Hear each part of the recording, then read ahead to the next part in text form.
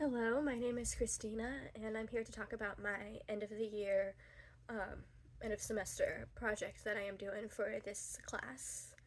I am a little bit under the weather, so I do apologize. Um, so, um, so my project is looking at Fadi Castor's work and the theories that she presents throughout her work. Now, one of the struggles I want to start with that I faced was that originally I was going to look at both Castor's work and another person's work and kind of compare them because I believe they looked at similar subjects. And I also believe that just looking at Castor wasn't going to be enough because a lot of her work is very recent, as in like her earliest published work, I believe, was in 2013.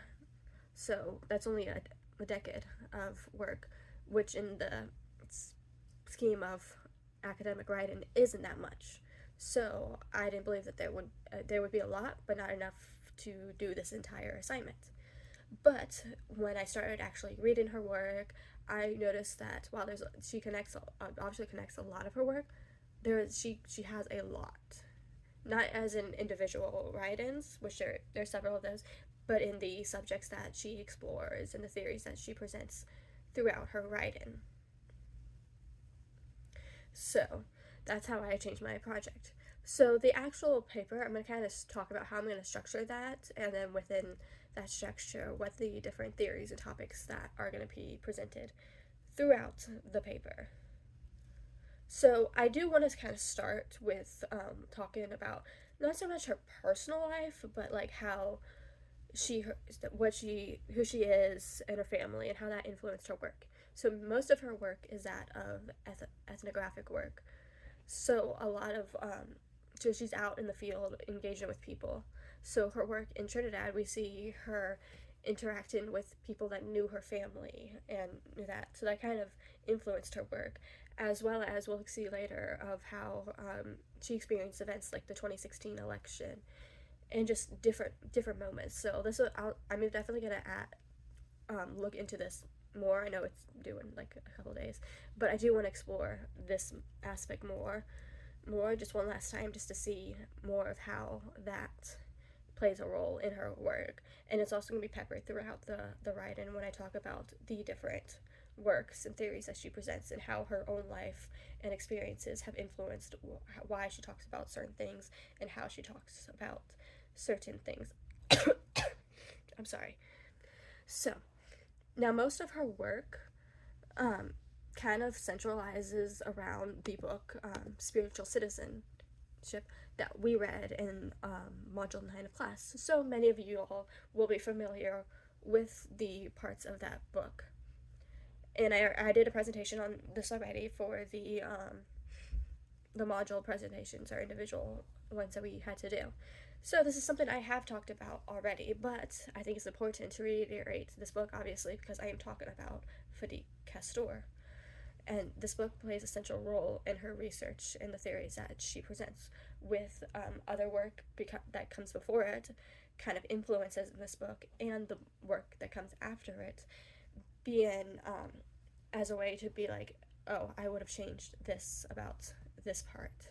So we kind of see the book as a central part of it, and the things come in before and after as ways to change or kind of influence that work. So I want to begin with talking about that book so we get a central idea of what that book is about, the theories that are presented, and all of that about the book. Now, the book kind of follows how identity was created by Africans in Trinidad through many events.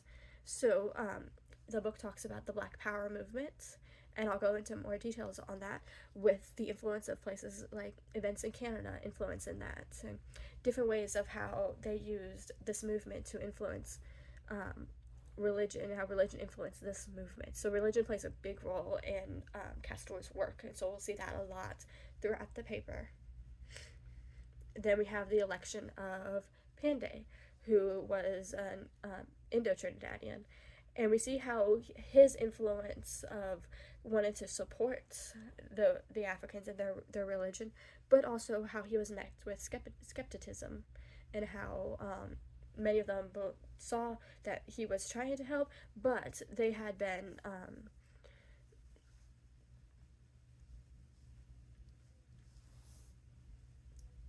don't know the word, but they had been like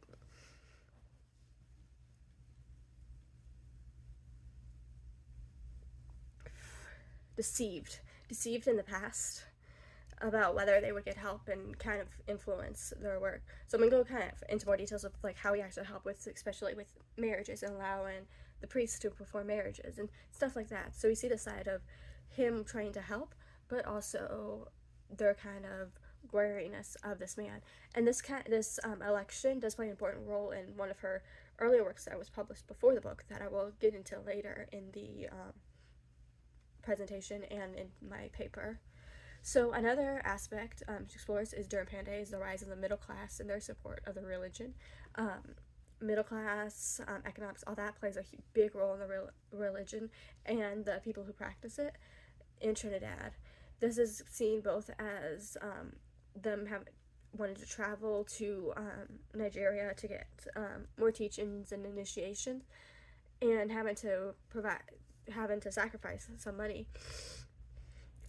Sorry, sacrifice money and different things. So I'm going to talk about the importance of sacrifice in the religion, or I could be pronouncing that wrong. I do apologize. And how there's both this dynamic between feeling like they were kind of bamboozled of how much they would have to spend looking at being a part of the religion and being part of initiation ceremonies, but knowing that there's a sacrifice plays a big role in the religion. So I will be looking at other work explaining the importance of sacrifice in the religion of Orisha Ifa. So that's a big part of the religion.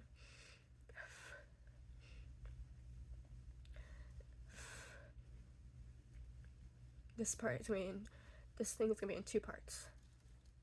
Stay tuned for part 2.